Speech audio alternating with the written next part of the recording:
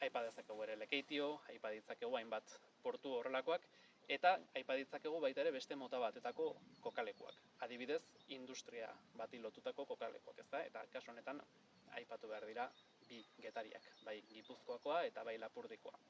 Bi kasuetan arroka osatutako kostalde batean kokatutako kokalekoak dira. Bi kasuetan ikerketa arkeologikoak egin dira eta erakutsi dute bertan erromatar garaian okupazio egonkor bat egon zela, eta baita ere arrantzari lotutako jarduraren bat egon zitekela, ezta? Bai balea ezurrak azaldu direlako besteak beste Gipuzkoako Getarian, bai gatzaga industria bati lotutako zantzu posible batzuk Lapurdiko Getarian. Eta hain zuzen ere, bi izen horiek hori erakutsiko lukete, bai?